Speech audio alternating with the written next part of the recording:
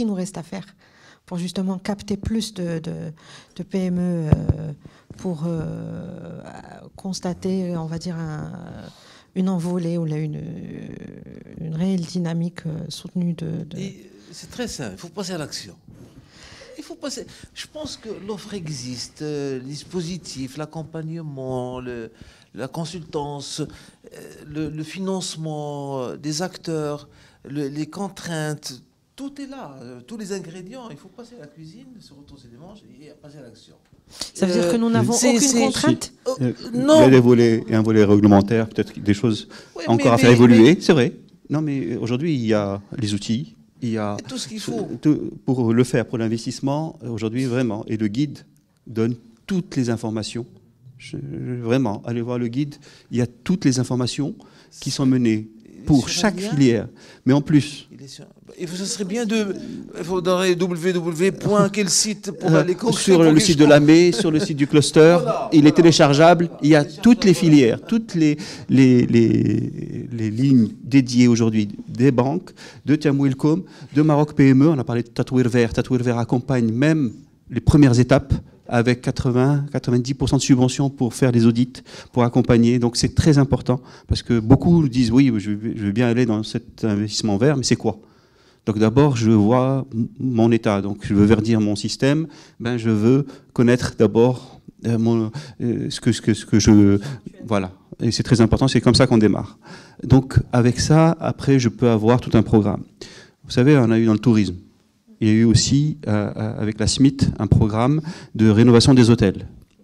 Et après la crise, il y a eu un fonds de rénovation des hôtels et nous avons vu la SMIT et ils ont intégré le volet efficacité énergétique pour les hôtels. Sur les 732 projets, 600 ont intégré l'efficacité énergétique et les énergies renouvelables. C'est très important.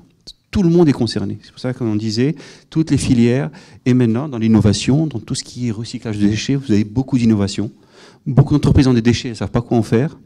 Pour l'instant, personne ne les gère, personne n'a un outil pour les valoriser. Eh ben, c'est des filières très importantes. Et c'est énormément de métiers.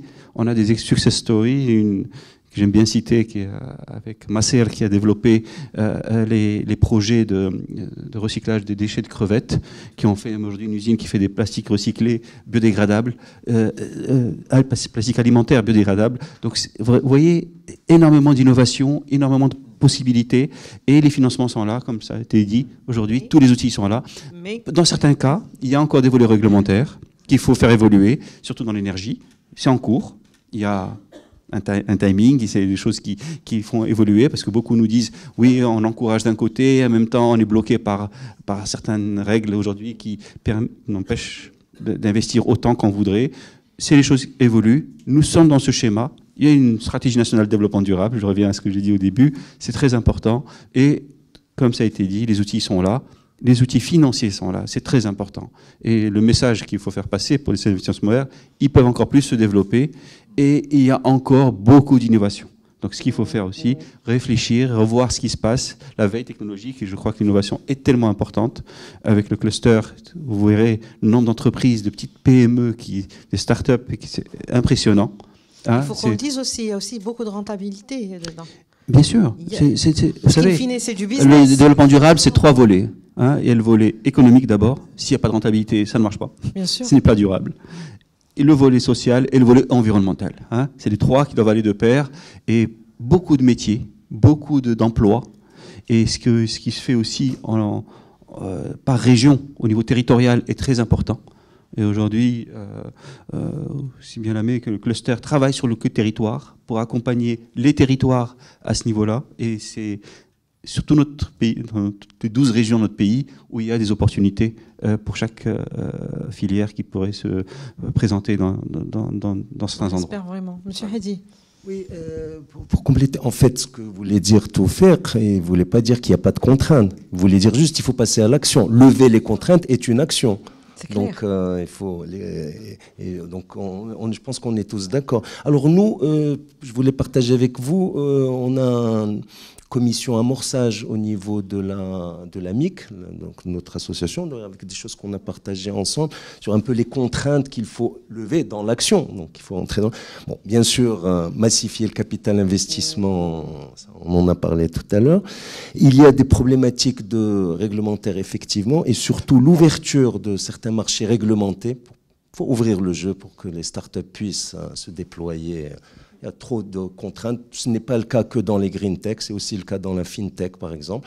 Mais ces systèmes de contraintes un peu lourds empêchent un déploiement rapide. Il y a bien sûr des éléments sur la formation et sur l'enseignement, on ne peut pas le négliger. Si on veut avoir des filières stratégiques de ce type, green tech, fintech, agritech, qui se développent autour de l'UM6P et l'OCP. C'est des choses qui se développent autour d'un... il faudrait qu'autour de Mazen aussi, on puisse développer des écosystèmes. Et là, il faut développer des formations dans nos universités d'excellence, comme l'UM6P, dans ces secteurs-là, pour que nos start-upers, quand ils arrivent avec des projets, soient déjà eux-mêmes maîtrisent le sujet.